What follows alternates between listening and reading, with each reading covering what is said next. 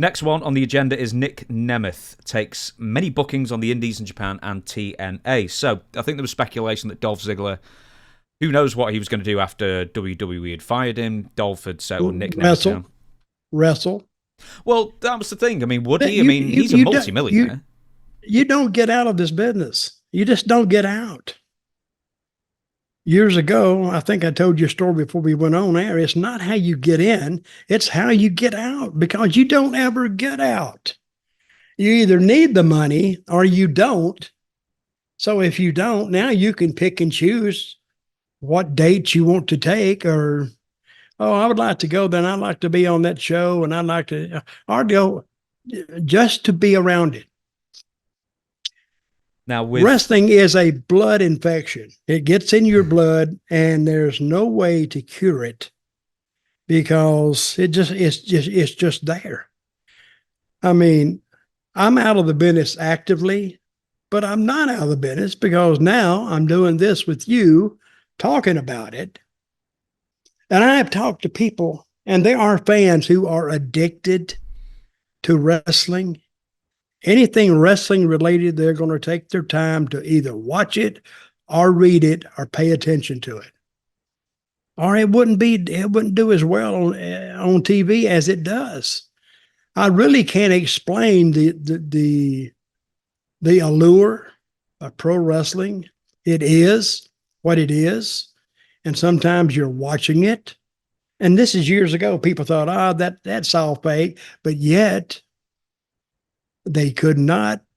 It became a family tradition, actually, to watch wrestling on Saturday afternoons or Saturday night, and the whole family would gather around the TV to watch it. Because it was one of the reasons that TV took off. Because it was cheap, didn't take a lot to produce it. You could do a lot with it in just a little studio. And I remember pictures back in, I don't know, when did TV come out? Early 50s, mid 50s or something like that? No, it depends on the country. I mean, okay. I think TV in America probably came out in 48, maybe. Okay. They used to be pictures of people in the cold. You could see snow on the ground. They were standing outside a department store. The store was closed, but the TV was on, and they were showing wrestling. And it would show 10 or 12 or 15 people watching the show outside in the cold, which told me that was a show that people liked. And they could, that's not real. That's not real. Hell, that went on forever. Not real. But yet, they did sellouts. And they do sellouts today, too. So, and I've said this, you can't kill wrestling. You can't kill it. I mean, I used to make a comment. You tried for 50 years. I did try for 50 years to kill it deader than hell, and still can't do it. It's almost has everlasting life. You just, when you think, well, we're done, and all of a sudden you do something, now here come the crowds back. And you said, damn it, I'm trying to kill it. Don't you see what I'm doing?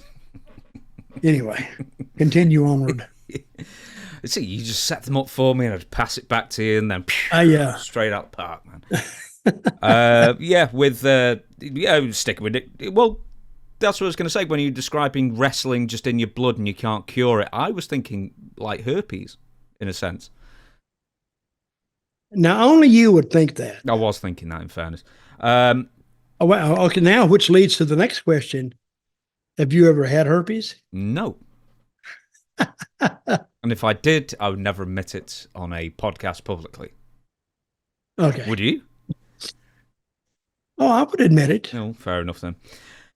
My life, listen, if you want to look at my life, you're looking at it right here. I have nothing to hide other than that burglary back in Des Moines about 20 years ago. No, that's fair enough then. It's past the statute of limitations anyway. We'll stick with Dolph Ziggler very briefly. I mean, you basically said it. It's like he must be a millionaire. He was getting paid well over $1 million a year for years and years and years. He's got to be set for life for now. But now he's, 43 or something like that. And he's booked 43. Hell, the Summit started wrestling at the end of the Vietnam War. Yeah, he's got to be like 72. He's been around. It seems like he's been around forever. Mm-hmm. Well, I thought, when was he hired? 2005? Or he was on the main roster in 2005, so he's, for nearly 20 years, solid. So he'll be set for life, but he's booked against Matt Cardona in GCW, made an appearance in New Japan's Wrestle Kingdom 18. He's also making appearances for TNA. Do you think, is it going to be the same as Matt Riddle? Because he's basically appearing in, aside from TNA, all the same places. But do you think... No, he won't be the same as... I think he's got a little sense about him. Is it a retirement tour, or is he just sort of like a bucket list thing, or will he just never leave? He's addicted. He likes wrestling. He's a comedian too, you know that. Yep.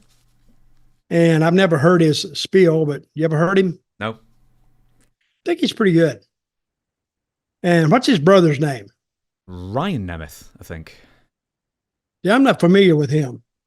But he is a great talent. The only thing I would critique on Mr. Nemeth is he sells great, but he oversells from the beginning. Okay. You hit him, and he goes down like a car hit him. So I think if he would just pull back on that a little bit and effectively sell more after they've done more to him. Of course, I never told him this. I mean, this is his deal. You got to be careful what you tell guys, because they will take that wrong sometimes and say, what the hell does he know? Which is actually a bona fide reaction, to tell you the truth. But I thought his work was excellent. Very good. And he does a pretty decent interview too. And he's a good looking guy.